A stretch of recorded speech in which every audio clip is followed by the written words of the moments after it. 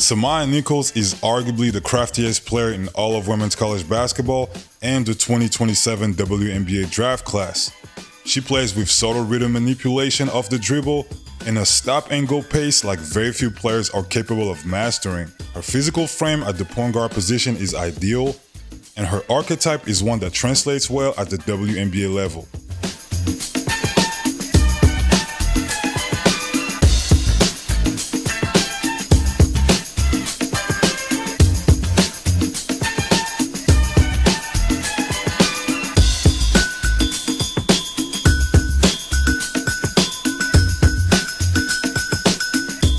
As previously mentioned in the intro, Nichols is arguably the craftiest player in the draft class.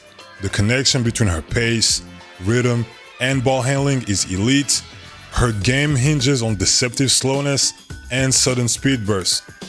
Her ability to accelerate and decelerate is terrific and essentially elevates the crafty side of her game. She plays with great pace and tempo and rarely gets sped up by heavy ball pressure at the point of attack. Her footwork is crisp, her stop and go is misleading, and she rocks defenders to sleep with deceptive moves, allowing her to create scoring angles. She's really good operating in tight lanes where she gives herself enough space to either score directly or use her physicality as leverage to shake off tenacious defenders, and sometimes even move post players with more imposing physical profiles than her own out of her way. Easily one of Nichols' biggest strengths is her ability to draw fouls and get to the free throw line at a high rate.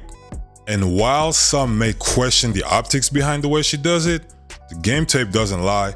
It clearly shows a player who excels in her ability to put defenders to sleep with her pace and rhythm before taking full advantage of them. But overall, most decision makers should feel comfortable and appreciate the cerebral aspect of Nichols' ethical manipulation, which allows her to generate easy scoring opportunities at the free throw line. Out wide for Evans and Williams, and guess what that does? Opens up the lane. S'Mya Nichols bringing his ball back. Hustle play, pushing off Haley Timmer. Play for basically the final possession. Well, not though, as Nichols through the lane and one. Found a seam. One of the most appealing aspects of Nichols' game is her excellent outside shooting. She's been shooting slightly over 40% from three throughout her career so far, and a career best 43% last season. Even though she has shown occasional flashes, she's not the type of player who can create her own shot and pull up after a dynamic live dribble. However, she makes solid reads out of the pick and roll. She quickly recognizes when defenders go under and she punishes them for it. As of now, she's far more comfortable as an off-ball shooter, where she's practically automatic in spot-up situations. 16 points with 6 of 10 in that win at UCF this week. Another three ball, this one from some weeks as well for her. Here's Candace with the ball, and 3-point. Led her junior year in steals there. 13-point lead thanks to a 10-0 run, and the answer. Nichols now will fire from three and hit. Minnesota. Nichols calling out the play she wants to see, pulls the trigger from three, that'll work. Pick up an offensive foul, but soft touch goes home. 5 points for Whiting so far. Nichols, three-shot all net. Nichols is by far one of the best playmakers in the class. She's got a great feel for passing out of a live dribble. Not advanced in terms of creativity, but she's elite at making the simple reads, and there's a lot of value in that. Her ability to manipulate rhythm shows up in her pick and roll creation. She's super patient in her screen navigation. She probes the floor extremely well in half-court situations, and she does a good job at keeping all her options available before making a timely decision. She's really good in transition as well, keeping her head up and often hitting the rim running big on hit-ahead passes. Her deceptive pace forces bigs to hold their coverage longer than they'd like on ball screens, which completely opens up the floor for long or pocket passes to the roller. And lastly, the thing that stood out was her ability to manipulate the first and second line of defense by keeping them on hold after getting downhill, which then created passing options for the big along the baseline or for a potential cutting wing. Nichols off the high screen. Dumps it down to Williams, who had the shorter 5. Again, no Williams, no Davis. And a lot of pretty much a 4-guard offense that we'll see a lot there. And Meister able to drop. No reset. Shot clock under 10. Meister the high screen. Nichols driving downhill. Double teamed. Finds an open Williams, who hits the reverse lay-in. Despite being highly effective as an on-ball player, Nichols doesn't offer a lot of off-ball impact. Too often, she finds herself just watching the action after releasing the ball. She's not paying attention to gaps in the defense where she could be drifting, flashing, or relocating. She hardly ever sets screens to get her teammates or herself open. Instead, she occupies space with nonchalance while her teammates are cutting with purpose around her. But looking back at her proficiency from three-point range, the theoretical hope is that she will be able to capitalize on that efficiency by getting more reps as an off-ball guard and becoming just as dangerous from beyond the arc as a movement shot maker in catch-and-shoot situation.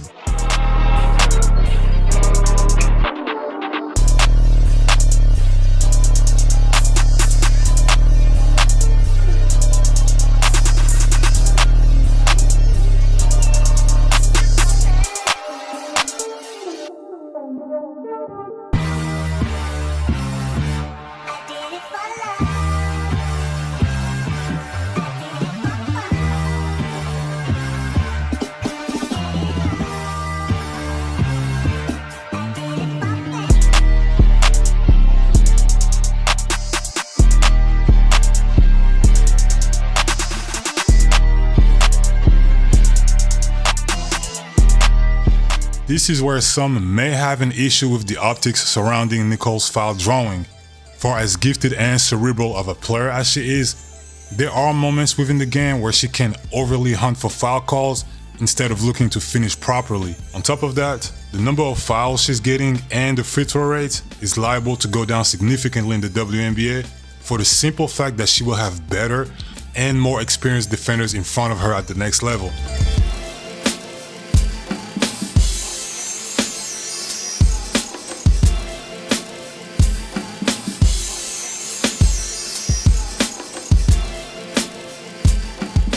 Nichols' intermediate game needs to improve greatly.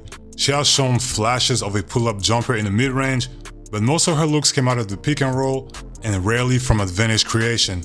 She doesn't have the most advanced footwork in that kind of setting, and she showed clear discomfort when she gets to the pull-up out of self-creation.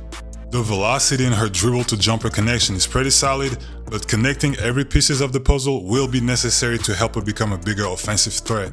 And lastly, adding a floater will bring another dimension to her game and also prevent the compounding of wear and tear on her body from repeatedly getting to the rim through physical force.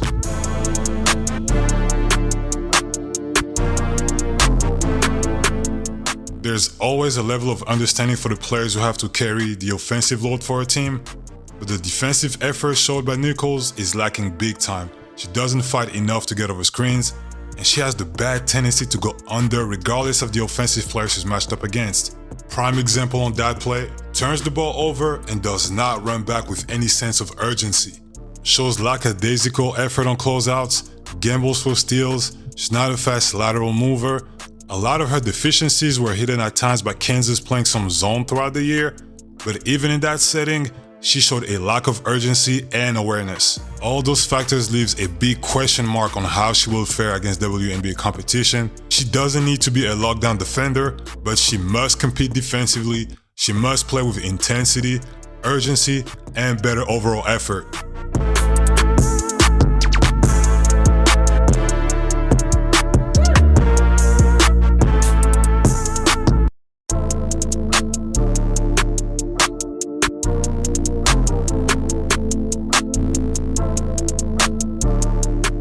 These are the early projections for S'Mya Nichols: the positional size, her frame, her ability to facilitate the game and knock down the open three makes her one of the most appealing prospects in the 2027 draft class.